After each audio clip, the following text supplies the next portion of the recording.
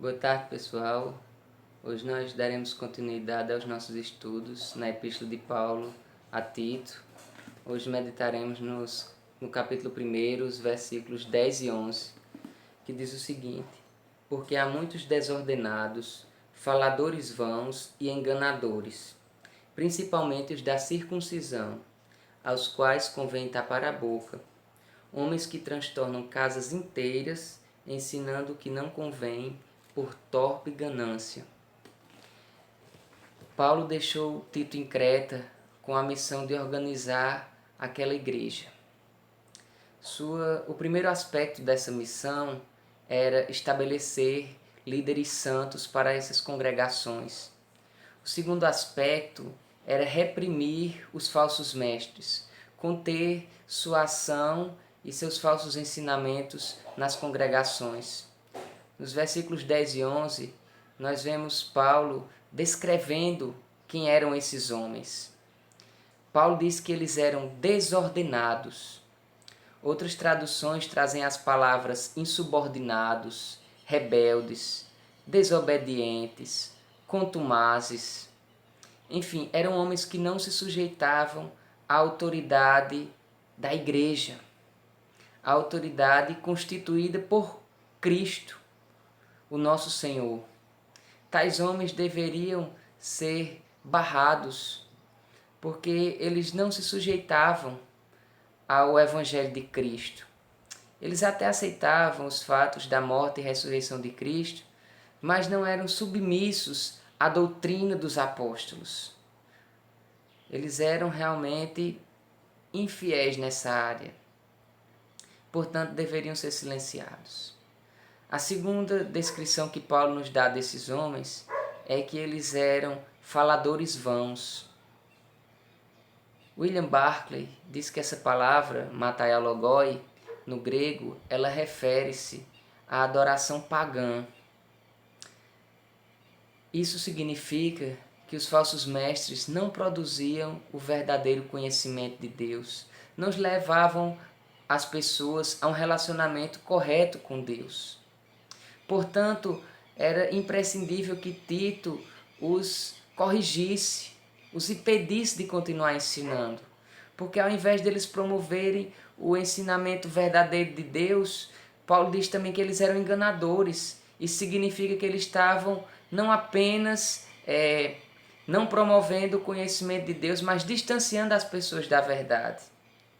Aqueles que haviam crido estavam sendo distanciados da verdade por causa da ação desses homens. Paulo descreve que famílias inteiras já haviam realmente sido transtornadas. Isso significa que várias famílias, algumas congregações já haviam desistido de viver o Evangelho puro e simples. Lembremos-nos que Paulo nos diz que nós não devemos nos apartar da simplicidade e da pureza que há em Cristo Jesus. O Evangelho, ele promove salvação, mas ele deve nos transformar. Um Evangelho que não transforma não é o Evangelho de Cristo.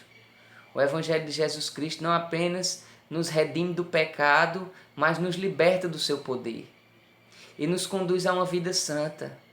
Portanto, Paulo diz que Tito deve silenciar tais homens.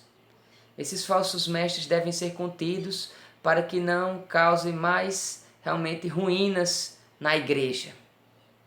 E isso deve ser aplicado aos líderes de hoje em dia.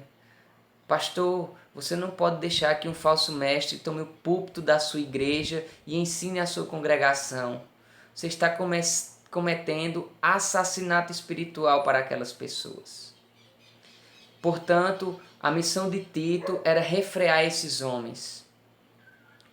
E a motivação deles não era o progresso cristão das pessoas, nem a promover a salvação, mas o objetivo deles era obter lucro pessoal. Talvez muitos de nós pensemos que só hoje as pessoas querem obter lucro através da religião, mas desde os tempos da igreja primitiva já existiam pessoas que se aproveitavam dos fiéis para tentar lucrar. E, portanto, tais pessoas devem ser impedidas de pregar em nossas congregações, em nossas igrejas, porque eles não vão produzir um bom ensinamento, nem o verdadeiro conhecimento de Deus, mas vão apenas afastar as pessoas da verdade e colocar em dúvida a sua fé. E isso jamais deve ocorrer. O mestre cristão deve impedir isso. Portanto, nós devemos trazer esse ensinamento de Paulo para as nossas vidas e meditar se realmente nós estamos trazendo um verdadeiro alimento para as nossas congregações ou se nós estamos permitindo que falsos ensinos adentrem em nossas igrejas.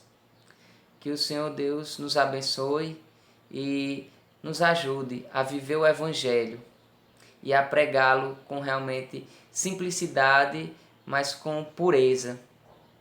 E hoje nós vimos realmente a descrição desses falsos mestres. Amanhã nós estudaremos dos versículos 14 ao 16, que vai falar da doutrina desses falsos mestres. Amém? Que Deus lhe abençoe em nome de Jesus.